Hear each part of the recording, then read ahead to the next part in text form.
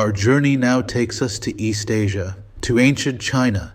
This civilization began along the Huanghe, or Yellow River, which, like the Nile, provided life-giving water and fertile soil. However, the Huanghe was also famously unpredictable, often flooding and earning the terrifying nickname the River of Sorrows. Chinese history is organized not by centuries, but by a repeating pattern of ruling families called dynasties. This system allowed their civilization to persist, grow, and invent for over 4,000 years. To understand Chinese history, you must understand the dynastic cycle. It's the simple pattern of every ruling family. A new family takes power, they rule successfully, things get bad, they are overthrown, and a new family takes over. It's a never-ending merry-go-round of power. This cycle is justified by a powerful belief known as the Mandate of Heaven, which gives the emperor the authority to rule, but also demands that he rule well. A Mandate of Heaven is the core idea that determined who could be the emperor. It meant that the gods themselves had chosen that family to rule. But this blessing wasn't permanent. If an emperor became lazy, cruel, or incompetent, or if the country suffered from major disasters like floods, famines, or peasant rebellions, it was interpreted as a sign that the gods were unhappy. The emperor had lost the mandate, and it was then time for a new, virtuous leader to step up and claim it.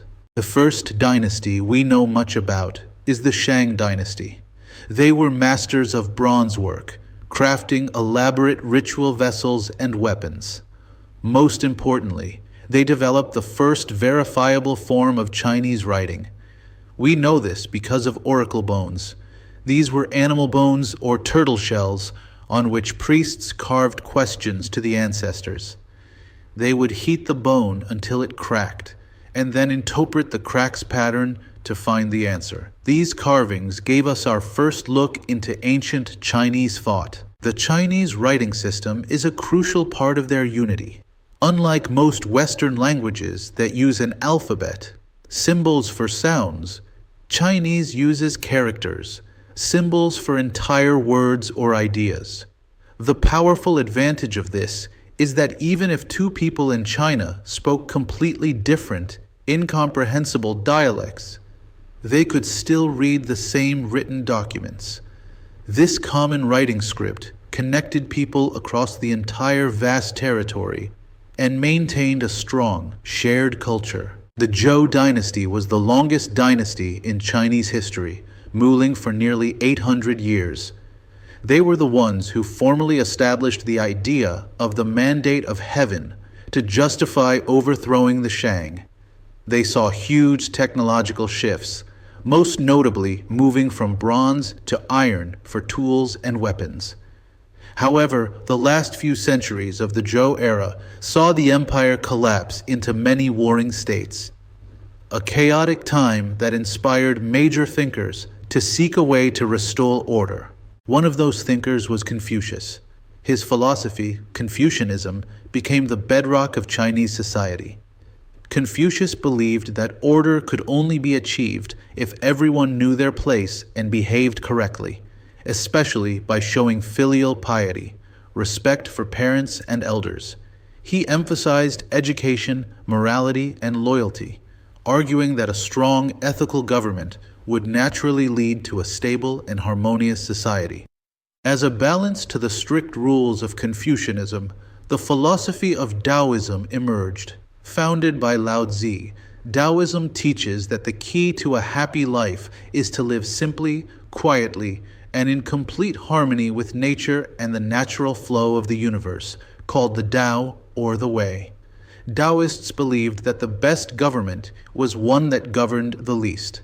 It's a philosophy that encourages humility and a gentle approach to life, offering a spiritual alternative to the social responsibilities of Confucianism. After the chaos of the Warring States period, a fierce ruler named Shi Huangdi of the Qin state unified China in 221 BCE and declared himself the first emperor. He was a brutal but brilliant administrator. To centralize power, he standardized everything: the currency, the weights and measures, the writing system, and even the width of the axles on carts. His rule was short, but incredibly powerful, and he began the project of uniting China's northern defenses into what would become the Great Wall. The most famous construction project in Chinese history, the Great Wall of China, was begun by the first emperor. He ordered existing smaller walls to be linked and greatly expanded.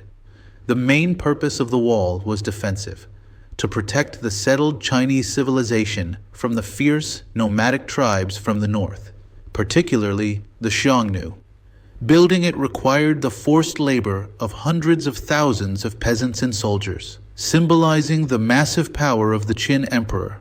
Another staggering achievement of the Qin dynasty is the Terracotta Army. When the first emperor died, he was buried in an enormous underground tomb complex. To protect him in the afterlife, he had an army of thousands of life-size clay soldiers, horses, and chariots buried with him. Every single figure has a unique face and armor, showcasing the incredible artistry and scale of production achieved by the Qin artisans. It gives us a chilling glimpse into the emperor's absolute belief in his eternal power. The Han dynasty followed the harsh Qin, creating what is considered a golden age of Chinese history. They kept the unified system of the Qin, but governed with less cruelty. The Han emperors formally adopted Confucianism as the basis for government, requiring officials to study its texts. Under the Han, China saw huge territorial expansion and incredible technological advances, including the invention of paper and major improvements to shipping and navigation. The Han innovation of paper around 105 CE was a world-changing invention.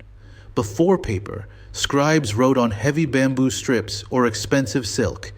Paper, made from cheap materials like bark and rags, was much easier and cheaper to produce.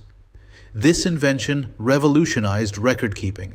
Suddenly, books, documents, and government records could be created and stored in large numbers, making administration more efficient and spreading literacy across the empire. One of the Han dynasty's greatest achievements was establishing the vast trade network known as the Silk Road.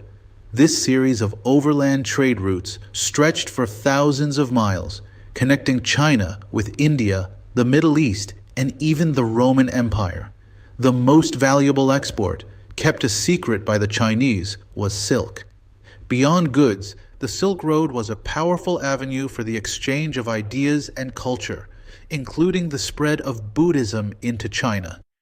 The social structure of ancient China was highly rigid, and at the peak of the pyramid was the emperor. Because he ruled with the mandate of heaven, his power was absolute. He was a political and religious figure responsible for everything from defending the borders to ensuring a good harvest. His duty was to maintain harmony between heaven and earth, and his performance dictated the fate of the entire dynasty. Directly below the royal family were the scholar officials known as the gentry. This was the most respected class, made up of educated men who ran the government's day-to-day business. To become one, you had to pass incredibly difficult, multi-day civil service exams that tested your knowledge of Confucian principles. This meant that, in theory, government was run by the most intelligent and best-educated people, regardless of their family's wealth. The most numerous class, and the one considered the second most important, after the scholars, were the farmers and peasants. They were highly respected under Confucian philosophy because they produced the essential food that fed the entire nation. Despite their respected status, they endured hard lives, paying heavy taxes and providing mandatory labor for massive public works like the Great Wall. The third and fourth classes were the artisans and merchants. Artisans, who created useful goods like pottery, bronze, and famous silk, were respected for their skill. Merchants, or traders, were surprisingly near the bottom of the social ladder.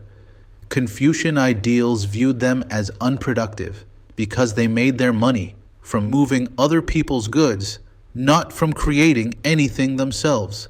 Despite this low social status, many merchants accumulated vast personal wealth through the flourishing trade of the Silk Road.